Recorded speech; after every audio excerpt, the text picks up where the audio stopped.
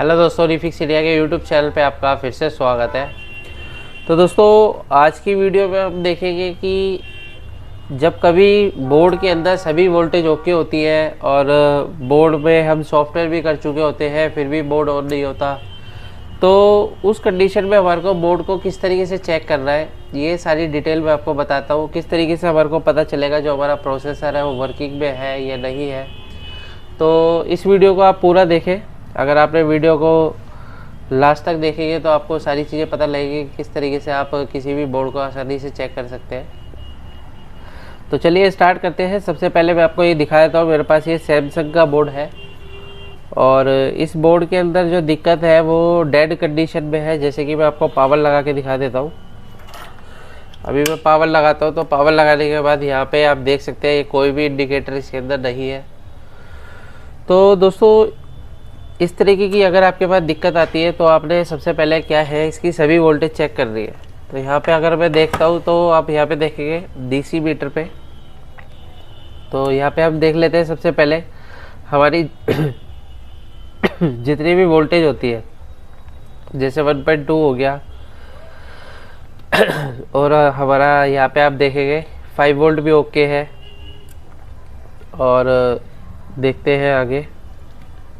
तो यहाँ पे आप ये देखेंगे 12 वोल्ट की सप्लाई बिल्कुल परफेक्ट है। और देखते हैं अलग अलग वोल्ट, जैसे हमारी रोम आईसी होती है 3.3 वोल्ट की सप्लाई बिल्कुल ओके है। तो यानी कि बोर्ड के अंदर जो भी वोल्टेज रिक्वायरमेंट है वो ऑलमोस्ट पूरी है। यानी कि बोर्ड की जैसे 5 वोल्ट, 3.3 वोल्ट, 1.2 वोल्ट, 1.8 वोल्ट, ये सभी वोल्टेज ओके है। लेकिन क्या है कि फिर भी बोर्ड ऑन नहीं है। तो इस कंडीशन में क्या है कि हमने इस पर सॉफ्टवेयर भी करा, लेकिन सॉफ्टवेयर करने के बाद भी कंडीशन स्टिल है। तो अभी हम क्या चीज़ चेक करेंगे कि जो ये रोम आईसी होती है और ये जो सीपीयू आईसी होती है, इन दोनों का जो कम्युनिकेशन होता है वो होता है एचसीएल एसडीए के थ्रू। अब कोई भी डाटा जो ट्रैवल करता है वो एचसीएल एसडीए पे डाटा ट्रैवल करता है। तो ज़्यादातर लोग इसको चेक नहीं करते और सीधा बोलते हैं सीपीयू ख़राब है। तो दोस्तों, आपको ये चीज़ कैसे चेक करनी है, तो आपके लिए चेक करने के लिए आपके पास ये आप देख सकते हैं डीएसओ आपके पास होना चाहिए। अगर आपके पास डीएसओ है तो आप इसको परफेक्ट तरीके से चेक कर सकते हैं। जैसे कि मैं आपको चेक करके दिखाता हूँ कि किस तरीके से हम इसके फोल्ड को पकड़ा मैंने। तो यहाँ पे आप ये देखेंगे, सबसे पहले ये डीएसओ की जो प्रोब है इसको मैं लगा लेता हूँ ग्राउंड में। और अगर मैं यहाँ पे चेक करता हूँ तो हमारे पास ये देखेंगे इसकी पिन नंबर जो 7 होती है, 5 और ये 6 नंबर पिन। 6 नंबर पिन जो होती है इसकी क्लॉक की होती है, जो कि क्लॉक जो होता है वो हमारे प्रोसेसर से रोम आईसी को जाता है, जिससे कि रोम आईसी हमारी एक्टिव होती है और हमारा एचसीएल एसडीए के थ्रू डाटा आदान प्रदान होना शुरू होता है। यानी कि जो इसके अंदर डेटा है उसको सीपीयू क्या करता है, रीड करता है। तो जो इसको क्लॉक जा रहा है वो क्लॉक कहाँ से जा रहा है, सीपीयू आईसी से जा रहा है। अभी जैसे अगर मैं यहाँ पे देखता हूँ तो पावर, जैसे मैं यहाँ पे प्लग इन करता हूँ तो यहाँ पे हमारे को कोई भी क्लॉक सिग्नल नहीं मिल रहा है। तो काफ़ी मशक्क़त के बाद मैंने इसको ट्रैक को फाइंड आउट करा। तो जैसे कि अगर मैं आपको दिखाता हूँ, ट्रैक फाइंड आउट करने के लिए मल्टीमीटर को मैंने कंटिन्यूटी पर लगाया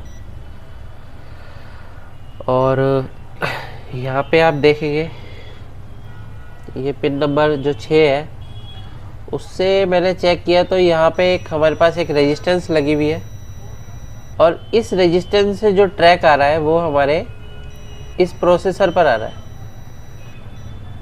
अब ये जो रेजिस्टेंस है, इस रेजिस्टेंस के इधर की साइड अगर मैं क्लॉक सिग्नल चेक करता हूँ, यहाँ पे आप ये देखेंगे तो आपको मैं दिखाता हूँ कि ये जो क्लॉक सिग्नल है वो हमारे को, ये देखिए ये क्लॉक सिग्नल बना और ये हमारा चला गया। यानी कि जब हमारा प्रोसेसर रोम आईसी के साथ कम्युनिकेशन करने का प्रयास करता है तो उसी कंडीशन में यानी कि प्रयास नहीं हो पाता तो वो क्या करता है, उसको छोड़ देता है और वो प्रोटेक्शन में चला जाता है। और जब तक इसको डेटा नहीं मिलेगा तब तक वो प्रोटेक्शन से बाहर नहीं आएगा। अभी जैसे मैं यहाँ पे चेक कर रहा हूँ, तो यहाँ पे चेक करने के लिए दोबारा से मैं आपको दिखाता हूँ। पावर में निकाल के दोबारा से लगाऊंगा तो यहाँ पे आप ये देखेंगे, ये देखिए ये हमारा डेटा बना और ये डेटा जो है चला गया, यानी क्लॉक एक सिग्नल बना और वो चला गया।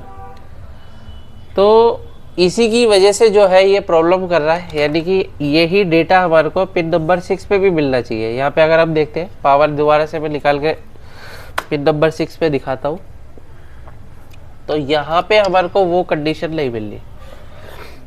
आज काफ़ी तबीयत ख़राब है, लेकिन मैं वीडियो बना रहा हूँ व्यूवर्स के लिए, ताकि आपको इस तरीके की नॉलेज मिलती रहे।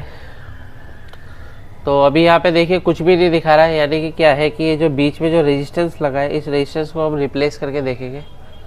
अब ये कितने ओम का रेजिस्टेंस है, क्या है, इसकी कोई जानकारी नहीं है। तो बेसिकली हम क्या काम करते हैं, कोई भी एक रेजिस्टेंस यहाँ से ले लेते हैं, यहाँ से ले लेते हैं कोई भी हम लो वैल्यू की रेजिस्टेंस देख लेते हैं और उस रेजिस्टेंस को निकाल के लगाएंगे और फिर देखते हैं क्या कंडीशन बनती है। तो ये मैं होम रेंज पे सेट कर लेता हूँ और रेजिस्टेंस को मैं इसके अंदर फाइंड आउट करूँगा।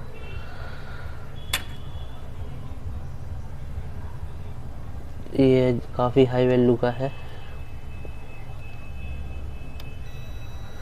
यहाँ हमारे को 21 ओम की रेजिस्टेंस मिल रही है, तो इसका भी यूज़ कर सकते हैं। तो सबसे पहले हम जो हमारे बोर्ड में रेजिस्टेंस लगी हुई है उसको हम रिमूव कर लेते हैं, थोड़ा सा पेस्ट लेंगे। तो दोस्तों इस तरीके के फॉल्ट निकालने में ज़्यादा मज़ा आता है। जब फॉल्ट आसानी से निकलता है तो वो तो नॉर्मली फॉल्ट होता है, ज़्यादातर फॉल्ट होता है बेसिकली ऐसे फॉल्ट को निकालना।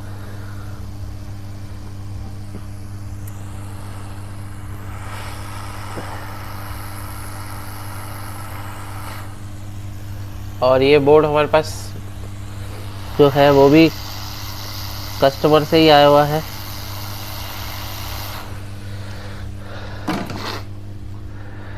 अभी मैंने इसके अंदर क्या लगाया है, कितने ओम से चेक कर लेते हैं। 21 ओम, 21 ओम की रेजिस्टेंस हमने यहाँ पे लगाई है, ये देखो। ओके, अभी हम इसका डेटा फिर से चेक करेंगे